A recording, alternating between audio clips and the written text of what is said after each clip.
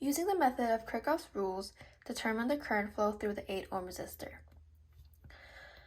So we have an 8 ohm resistor right here. We want to find the current flow that flows through it. Okay, so a few things we need to know. We need to remember the junction rule. Junction rule just states that the current in is equal to the current out, which means that I1 plus I2 is going to be equal to I3. Okay? So in this case, it would be one of these currents added together is going to be equal I3. Now, we have the junction rule and we have the loop rule. The loop rule states that the voltage of each system is going to be equal to 0. So, I forgot to write the voltage in this system. We have 10V. So we have 2 volts here and 10 volts here. If you add everything here, the voltage here, you should get 0. And if you add everything here, you should get 0. Okay? Now, moving on. First step into solving this problem is you need to decide the direction and name of the currents at each junction. So these are called junctions. 1 junction, 2 junction, 3 junction. So let's say that for this 6 ohm, I want my current to be going this way. And I'm going to name it I sub 1. For this, I want my current to be going this way. And I'm going to name it I sub 2. And here, I want my current going down. I'm going to name it I sub 3. Okay? Because I did this equation makes sense because I sub 1 plus I sub 2 is going to be equal I sub 3. Now, the next step you want to do is you want to pick a loop direction. In my case, whenever I do a problem like this, I always pick the direction that is clockwise because it's just easy for me to remember. I just have to remember how to do it one way and then I'm good to go. So, once we have the name, once we have our loop direction, we can begin solving this problem. So, we want to start off by finding the voltage of the left-hand loop, this part. So left-hand loop, we have voltage going in is going to be a positive number. Voltage going out is going to be a negative number. So we have a positive 2 plus the voltage here, which voltage, you need to know, is going to be equal current times resistance, or voltage equals resistance times current. So our resistance is 6 and our current is I sub 1. So it's going to be a multiplication between these two. But you need to know the signs of this resistance. And since this resistance, the direction here that I drew, is the same path as my loop direction, it's gonna remain a negative. Okay, negative 6 times I sub 1.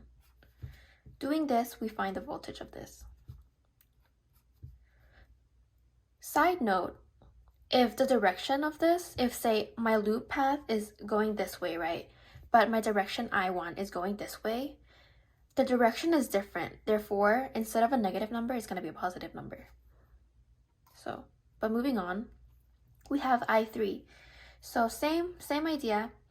I3 is 8 ohms, but since it's going down, the direction is going down, and my loop direction is going this way too, it's going in the same direction. So we keep the negative number. So negative 8 I sub 3. Set this equal to 0. according to the loop rule, okay? Now, for our right-hand loop, we have our H loop. We are going to add this, which it's 10 volts, but it's going out, which means that it's going to be a negative 10, plus our 4 ohm resistor. But since our 4 ohm is going this way and our loop direction is going this way, it's going in the opposite direction, so we keep it as a positive number. So it's going to be a positive 4 times our current, I sub 2, because this will give us a voltage, plus the 8 ohm resistor times the I sub 3 current. The 8 ohm is the I sub 3 current is going down this direction, and then our loop direction is going this direction, so it's going in the opposite direction again, so we keep this number as a positive 8 I sub 3 times I sub 3, set that equal to 0. Okay, once you have these two equations, you want to solve the left-hand loop for I sub 1 and right-hand loop for I sub 2. Okay? So, solving for I sub 1, you're just going to bring I sub 1 to the other side. So you have a positive 2 plus negative 8 I sub 3 equals 0. No, equals a positive I sub 1. Divide everything by 6. You get I sub 1 is equal to 2 over 6 plus or minus 8 over 6 I sub 3. Okay? Now, for I sub 2, we can keep I sub 2 here, but move the 10 to the other side, so a negative 10 from this side would be a positive 10 on the other side, minus 8I sub 3, because we're moving a positive I sub 3, so subtract this on both sides, you get minus 8I sub 3. And then you divide everything by 4, you get I sub 2 is equal to 10 over 4 minus 8 over 4 I sub 3. So you're going to circle both of these. Okay? So once you have this, you are going to solve for I sub 3, because the I sub 3 is going to give you the current through the 8 ohm resistor. So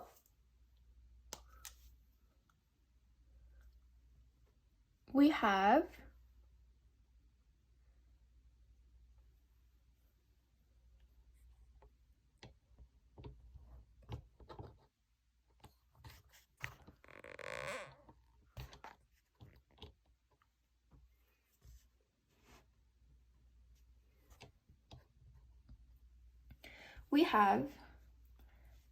I sub 1 plus I sub 2 equal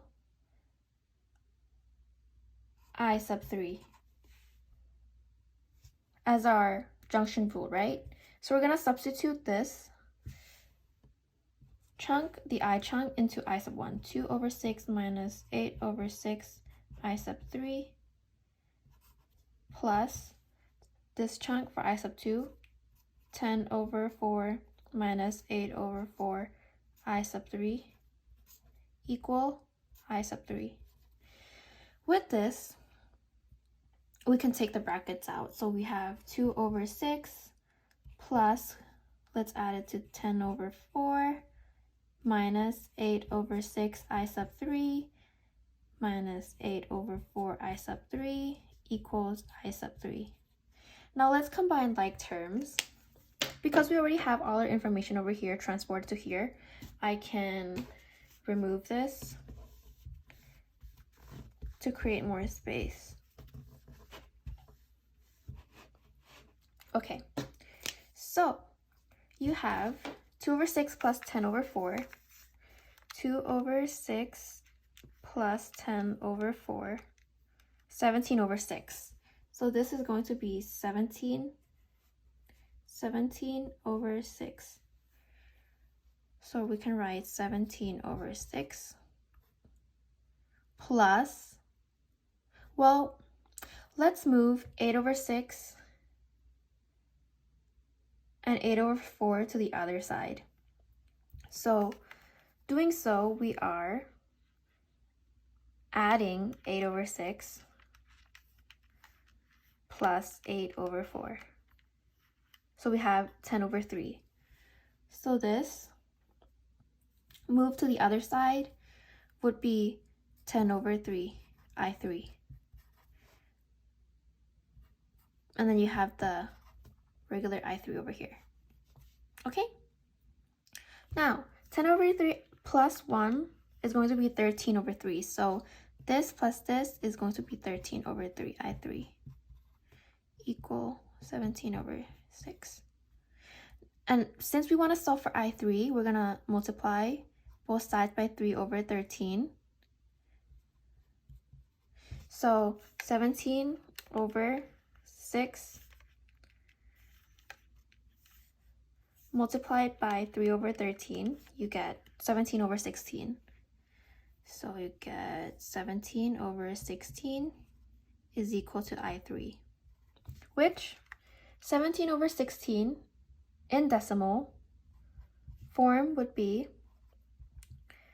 0.65 and so many more numbers. So let's just round it, because there's an 8 over here, it will be 0.654 amps. And this would be the current flow going through the 8 ohm resistor.